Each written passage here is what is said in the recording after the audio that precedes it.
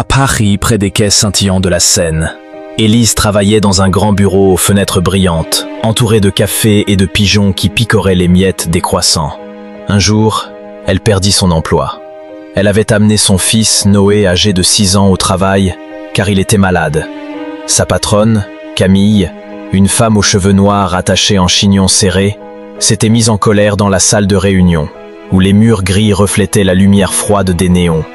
Toutes les personnes assises autour de la grande table en bois regardaient Élise. Elle portait un tailleur bleu marine, bien repassé, mais ses joues rougissaient de honte. Elle serrait Noé dans ses bras, ses petites mains chaudes de fièvre agrippées à sa veste. Le garçon toussait doucement, son visage pâle enfoui contre la poitrine de sa mère, ses boucles brunes collées par la sueur. Élise expliqua d'une voix basse qu'elle n'avait personne pour garder Noé.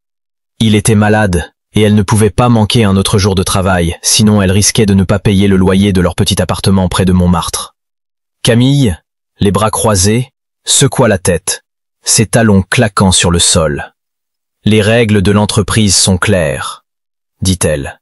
« Pas d'enfants au bureau, c'est un endroit pour travailler, pas pour jouer. » Le silence envahit la pièce, lourd comme l'air avant un orage.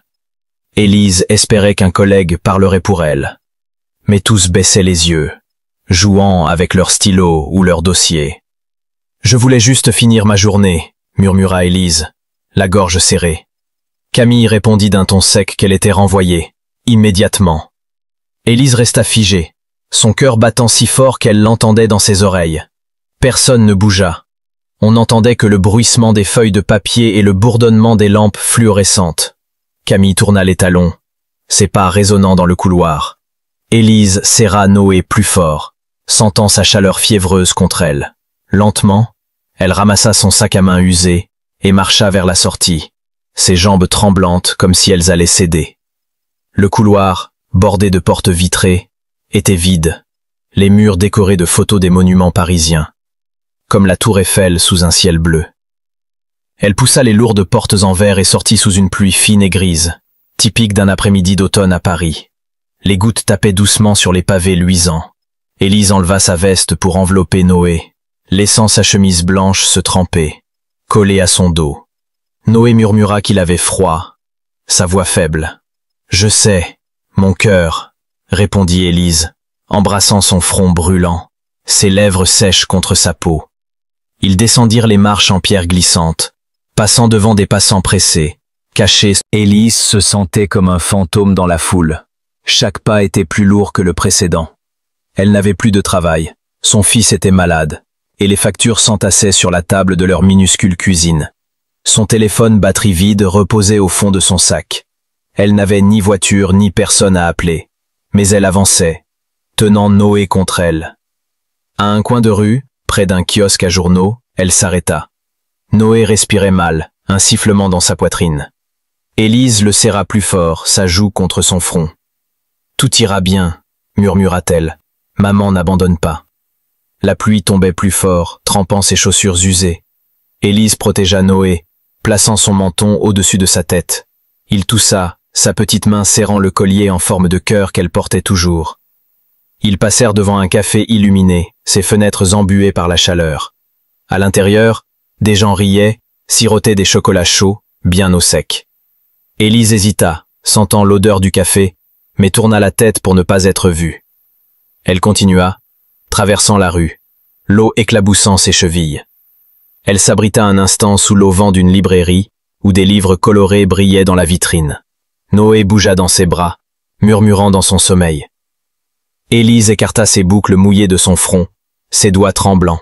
« Tu vas aller mieux », chuchota-t-elle, « je te le promets. » La pluie ne s'arrêtait pas, le vent soufflait dans les ruelles, mais Élise tenait son fils, déterminée. Elle n'avait plus rien, sauf Noé, et pour elle, c'était tout. Elle portait une pile de CV, les coins froissés, les lettres un peu effacées par la pluie.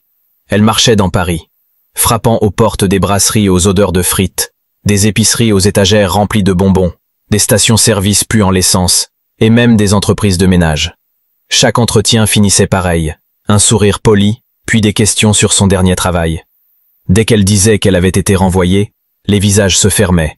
« Désolé, madame, nous cherchons quelqu'un avec un parcours stable, » disait-il.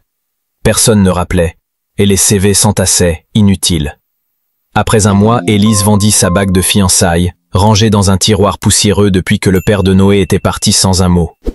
L'argent paya des pommes, du pain, et un inhalateur pour l'asthme de Noé, le moins cher qu'elle trouva sans assurance. Ce n'était pas assez. Une nuit, dans les toilettes d'une station-service près du métro Châtelet, Noé respirait mal, sa poitrine se soulevant vite. Élise s'accroupit près de lui, dans la lumière blafarde, tenant l'inhalateur. « Respire, mon bébé, s'il te plaît », murmurait-elle, comptant jusqu'à 10 pour l'apaiser. Des larmes brûlaient ses yeux, mais elle gardait une voix douce. Un soir, après son travail, Élise revint dans les toilettes. Noé dormait sous la couverture, respirant enfin calmement. Ses joues, un peu roses, brillaient sous la lumière. Élise s'assit près de lui sur le sol froid, caressant ses boucles. Elle l'embrassa sur le front, murmurant « Tu as été si courageux, mon cœur. Maman est fière de toi. » Noé bougea, disant dans son sommeil « Je t'aime, maman. » Élise sentit sa gorge se nouer. L'horloge murale, tachée de rouille, indiquait presque 3 heures du matin. Son travail recommençait bientôt. Ses jambes étaient lourdes, ses bras tremblaient de fatigue, mais elle couvrit Noé et plaça l'inhalateur près de lui. « Dors bien, mon petit lion », chuchota-t-elle, fermant la porte doucement. Elle reprit son balai, le manche usé dans ses mains, et nettoya sous le bourdonnement des néons. Chaque matin, dans leur immeuble délabré près de la basilique du Sacré-Cœur, Élise entendait 3 petits coups à la porte. Une voix douce disait « Ma chère, je t'ai apporté quelque chose. » C'était Louise, sa voisine, une vieille dame aux pantoufles usées et au foulard parfumé à la lavande. Louise avait élevé seule ses 4 enfants, surmontant des années de galère. Élise l'avait aidée un jour à porter des sacs lourds d'oranges et de pommes de terre. Depuis, Louise veillait sur elle comme une grand-mère. Ce matin-là, elle tendit un prospectus froissé. « Nettoyage étoile », disait-il en lettres rouges. « On embauche pour le ménage l'après-midi. Pas besoin de diplôme. » Élise fixa le papier, ses mains tremblantes. Louise expliqua que c'était une entreprise qui nettoyait des bureaux. Un travail simple, mais stable. Dirigé par des gens qui comprenaient les difficultés. « Regarde », ajouta-t-elle, voyant Noé dessiner des super-héros sur des bouts de carton. « Ils accepteront peut-être ton petit. » Élise serra le prospectus comme un trésor. « Merci Louise, je vais y aller tout de suite, » dit-elle, les yeux brillants. Le lendemain, elle et Noé prirent 2 bus, traversant les boulevards animés de Paris, où les scooters klaxonnaient et les vitrines scintillaient. Noé tenait sa main, ses petites jambes fatiguées avant même d'arriver. Le bâtiment de nettoyage étoile était simple, en briques grises, avec un hall qui sentait le citron et le parquet. Assise sur une chaise en plastique bancal, elle écrivit son nom et son passé, son stylo tremblant. À la question sur un renvoi, elle hésita, puis cocha « oui », le cœur lourd. Noé toussa à côté d'elle, un son rauque qui fit sursauter la réceptionniste. Élise posa sa main sur son dos, murmurant « Chut, ça va, mon bébé ». Il s'appuya contre elle, respirant fort, son pull bleu taché de peinture. Un homme traversa le hall, perdu dans ses pensées, tenant des clés et un téléphone. Il portait un jean sombre et une chemise blanche, les manches retroussées, révélant des avant-bras marqués par le travail. Ses cheveux grisonnaient aux tempes, ses yeux sombres se posèrent sur Noé. Il ralentit, son regard croisant celui d'Élise. Il y avait dans ses yeux une lueur, pas de la pitié, mais comme un souvenir douloureux. Puis il hocha la tête poliment et disparut dans un couloir. Élise rendit le formulaire, sans espoir, pensant qu'il rejoindrait les autres CV oubliés. Mais l'après-midi suivant, son téléphone vibra. « Madame Dubois, c'est Sophie de Nettoyage Étoile », dit une voix chaleureuse. « Nous vous offrons un poste à temps partiel l'après-midi. Vous commencez demain. Et vous pouvez amener votre fils, il y a une salle de pause pour lui, s'il reste en sécurité. » Élise resta bouche bée, ses yeux s'embuant. « Vraiment ? Merci, merci 1000 fois, balbutia-t-elle. Elle raccrocha et prit Noé sur ses genoux, ses boucles rebondissant. « On a réussi, mon bébé. Maman va travailler, » cria-t-elle, riant. Le lendemain, elle entra dans les bureaux, Noé à ses côtés, tenant un vieux carnet à dessin. Les employés étaient gentils, Beaucoup parlaient français et espagnol, leur voix résonnant dans les couloirs. Sophie, la superviseuse, une femme aux lunettes rondes et au sourire doux, lui montra les placards remplis de balais, de seaux et de produits au parfum de citron. Elle désigna la salle de pause, un petit espace avec un canapé usé, un frigo qui bourdonnait et une vieille télé qui jouait des dessins animés sur DVD. Noé s'installa avec son carnet, dessinant des héros au cap rouge, pendant qu'Élise commençait à travailler. Elle lavait les sols carrelés, vidait les poubelles pleines de gobelets de café, nettoyait les vitres jusqu'à ce qu'elles brillent comme des miroirs. C'était dur, ses bras brûlaient, mais elle était reconnaissante pour chaque minute. Un jour, en frottant une vitre, elle vit l'homme du hall, Julien Étoile, le patron. Il la regarda travailler, hocha la tête avec respect, sans arrogance. Élise lui rendit son signe, un peu intimidée, ignorant qu'il était le chef de l'entreprise. Chaque après-midi, elle mettait ses gants bleus et nettoyait. Dans la salle de pause, Noé restait sur le canapé, dessinant avec des crayons usés jusqu'au bout. Élise le vérifiait toutes les heures, courant vers lui pour essuyer la sueur de son front avec sa manche, même si elle sentait l'ammoniaque. « Ça va, mon bébé ?» demandait-elle doucement.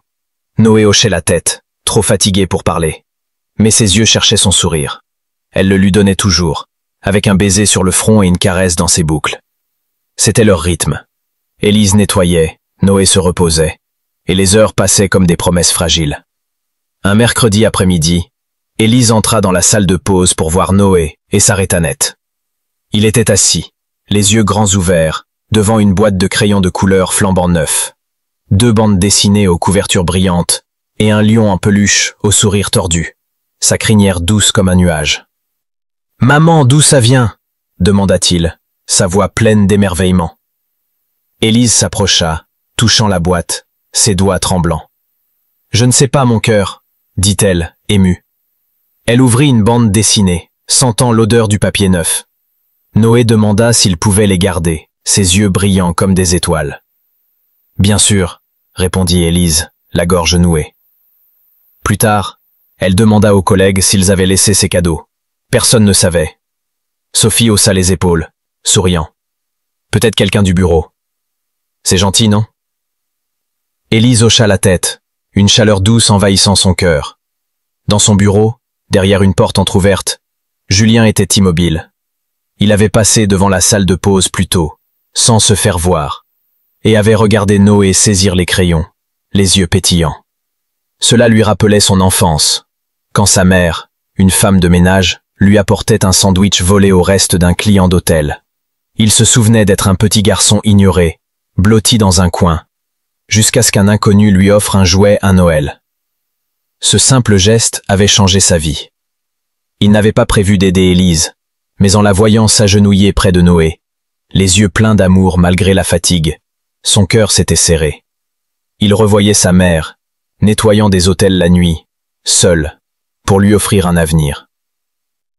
Ce soir-là, Élise s'assit près de Noé, qui dessinait un super-héros aux cheveux bouclés, avec un lion à ses côtés.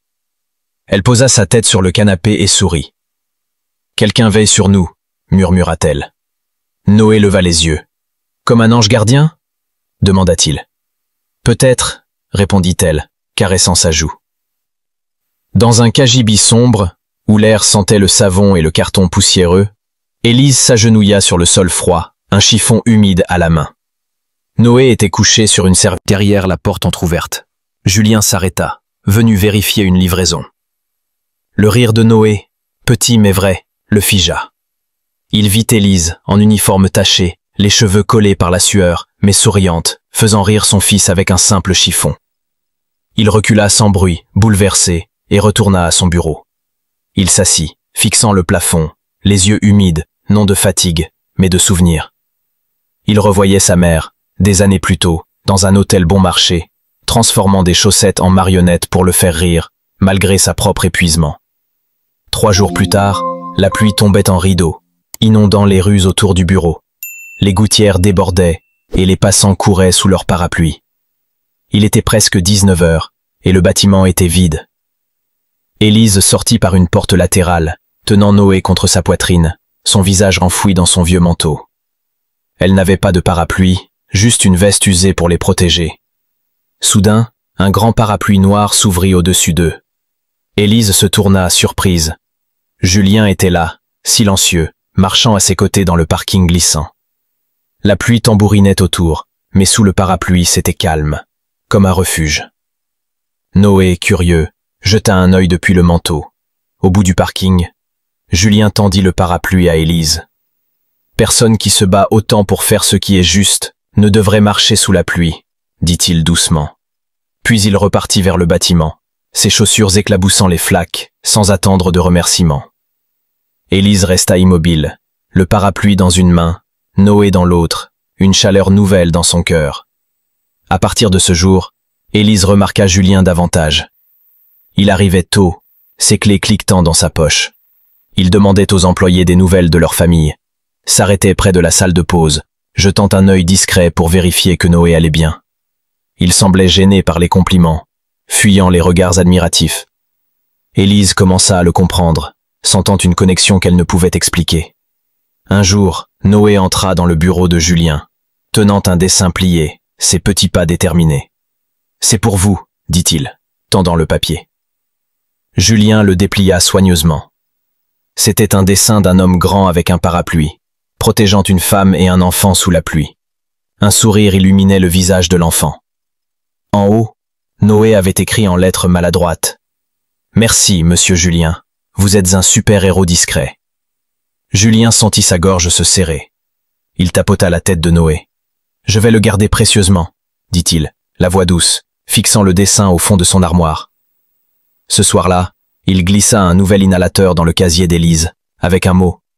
Pour les respirations qui comptent. Il ne cherchait pas à être un héros, juste à rendre une gentillesse qu'une femme, comme Élise, lui avait offerte autrefois, quand il était un enfant sans rien, mais jamais sans amour. Un mardi après-midi, Julien entra dans la salle de pause avec un sac en papier brun. « Je pensais que Noé aimerait ça, » dit-il, posant le sac sur la table. Élise, essuyant le comptoir, sourit. « Encore des biscuits ?» demanda-t-elle, taquine. Julien haussa les épaules. « Il aime ceux aux pépites de chocolat et caramel. Alors j'ai essayé de choisir les bons. » Noé plongea dans le sac, criant « Ils sont encore chauds, maman !» Julien s'assit près de lui, écoutant ses histoires de super-héros et de dessins. Quand Noé dit qu'il voulait être un super nettoyeur comme sa maman, Julien rit. Un rire chaleureux qui remplit la pièce. Élise observa Julien, son chiffon à la main. « Pourquoi tu nous aides autant ?» demanda-t-elle doucement. Julien la regarda, son sourire s'adoucissant. « Parce que j'étais Noé, » répondit-il. « Ma mère était comme toi, forte, toujours fatiguée, mais elle n'abandonnait jamais. Elle me cachait dans des placards d'hôtel, pendant qu'elle nettoyait la nuit. » Élise resta silencieuse, touchée par sa sincérité. Pour la première fois, elle vit Julien comme un homme façonné par la même douleur qu'elle, quelqu'un qui avait appris à aider en survivant. Quelque chose changea entre eux. Une barrière invisible s'effaça. Quelques jours plus tard, Nettoyage Étoile fêta son anniversaire dans l'entrepôt, décoré de ballons bleus et blancs, flottant comme des nuages. Des chaises pliantes étaient alignées sur le sol en béton, et une petite scène trônait au fond, ornée de guirlandes scintillantes. Les employés riaient, partageant un gâteau à la vanille, parlant en français et espagnol, leurs voix mêlées à l'odeur sucrée du dessert. Élise, en uniforme propre, tenait la main de Noé, qui portait une chemise un peu grande, repassée par Louise avec soin. Julien monta sur la scène, sa voix claire résonnant dans la salle. « Merci d'être là », commença-t-il. « Nettoyage Étoile, c'est pour ceux qui savent ce que c'est de travailler dur avec peu, de rêver malgré tout. » Son regard trouva Élise, debout au fond, près d'une pile de caisses en carton. « Je veux vous raconter une histoire, » dit-il. « Quand j'étais petit, ma mère nettoyait des hôtels la nuit. Elle me cachait dans des placards, car nous n'avions pas d'argent pour une garderie. Elle ne se plaignait jamais, et personne ne l'aidait. La salle était silencieuse, l'émotion palpable. Il y a quelques semaines, j'ai vu une maman faire pareil. continua Julien. Fatigué, aimant son fils plus que tout. Élise Dubois est tout ce que représente notre entreprise. Julien ajouta. Et Nettoyage Étoile offrira une bourse d'études à Noé. Jusqu'à l'université, car aucun enfant ne devrait porter les soucis de ses parents. Les employés se levèrent, applaudissant plus fort, leur voix résonnant dans l'entrepôt. Élise sentit ses jambes trembler, ses yeux s'emplirent de larmes, pas pour la promotion ni la bourse, mais parce qu'elle ne se sentait plus seule. Julien descendit de la scène et marcha vers elle, ses yeux doux posant une question silencieuse. Elle hocha la tête, incapable de parler, et il sourit, un sourire qui disait tout sans mots. Élise ajusta son badge de superviseuse, Élise Dubois, épinglé sur sa chemise blanche. Elle travaillait toujours dur, mais avec une fierté nouvelle. Ses pas étaient plus assurés, sa voix plus ferme quand elle guidait les équipes de ménage dans les couloirs bordés de plantes vertes. Noé changea aussi. Sa nouvelle école, près du jardin des Tuileries, avait une bibliothèque avec des coussins moelleux et des étagères remplies de livres de super-héros. Les professeurs connaissaient son nom dès le 2e jour, l'encourageaient à dessiner et à raconter ses histoires. Il souriait plus, riait plus fort, respirait mieux, son inhalateur toujours à portée de main. Parfois, Élise trouvait Julien dans la salle de pause après ses réunions, assis face à Noé, à une petite table en plastique, un échiquier entre eux. Julien jouait mal, laissant Noé gagner, ce qui faisait rire le garçon. D'autres fois, il apportait une bande dessinée, prétendant l'avoir trouvée par hasard dans son bureau. Noé sautait dans ses bras, son rire résonnant comme une clochette. Élise les observait depuis le couloir, les bras croisés, souriant malgré elle. Elle et Julien ne parlaient pas de ce qui grandissait entre eux, mais leur regard durait plus longtemps. Quand il demandait comment allait sa journée, sa voix portait une vraie attention. Quand elle répondait, il écoutait, vraiment. Un soir de pluie, Élise resta tard au bureau, finissant des rapports sous la lumière jaune d'une lampe de bureau. Les éclairs zébraient le ciel, le tonnerre grondait contre les murs. En sortant, Noé avec Sophie dans la salle de pause, elle vit quelque chose près du bureau de Julien. Un manteau bleu marine neuf, plié soigneusement, et un plat chaud de poulet grillé et riz, la vapeur s'échappant encore. Une note était posée dessus, écrite d'une écriture nette. Merci de ne pas abandonner. Élise toucha les mots, son cœur battant. Elle leva les yeux et vit Julien au bout du couloir, appuyé contre une porte, un sourire doux aux lèvres. Elle serra le manteau contre elle, sentant plus que de la gratitude, une admiration, un lien plus profond. Elle savait que ce qu'ils partageaient n'était plus seulement une seconde chance, mais le début de quelque chose de nouveau, bâti sur des gestes simples et sincères. Un dimanche après-midi, Élise monta sur le toit du bâtiment. Les cheminées fumaient doucement, et les cloches de Notre-Dame résonnaient au loin. Julien était là, près du bord, les mains dans les poches, regardant l'horizon où le ciel se teintait d'orange et de rose. « Tu disais que c'était important ?» dit Élise doucement, ses cheveux dansant dans la brise. « Ça l'est », répondit Julien, son sourire comme un secret partagé. Il sortit une petite boîte, simple, sans fioritures, et l'ouvrit. Un bracelet en argent brillait, fin et élégant, avec un mot gravé à l'intérieur. « Toujours. »« Je ne te demande pas en mariage, » dit-il, ses yeux fixés sur elle. « Je n'ai pas de grands discours ni de promesses folles.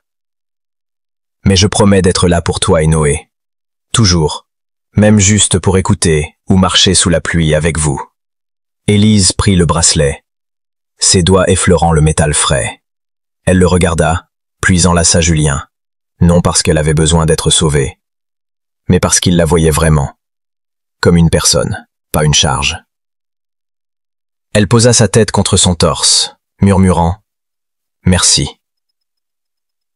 Julien ferma les yeux, la serrant doucement, le bruit de la ville s'effaçant sous le soleil couchant. Soudain, un cri joyeux brisa le silence. « Maman !» Noé déboula sur le toit, ses joues roses, ses cheveux en bataille. Il s'arrêta, voyant leur étreinte, et sourit. « Tu ris, maman? On dirait une super-héroïne !» dit-il essoufflé. Élise rit, un son clair qui flotta dans l'air. Elle ouvrit un bras, et Noé s'y précipita. Julien s'agenouilla, les entourant tous les deux. Sous la lumière dorée, ils restèrent ensemble, comme une famille, sans grands mots. Juste l'amour qui grandit doucement, comme une graine, plantée dans l'ombre et arrosée d'espoir. Ils regardèrent Paris s'endormir sous le ciel doux, sans besoin de parler. Parfois, la famille, c'est ceux qui restent, qui voient tes pires moments et choisissent de rester. Élise comprit qu'elle n'avait pas besoin d'une fin parfaite. Ce moment, avec Noé riant et Julien à ses côtés, était plus que suffisant. De quelle ville ou pays regardez-vous l'histoire? Nous sommes curieux de le savoir dans les commentaires. À très bientôt pour une nouvelle histoire.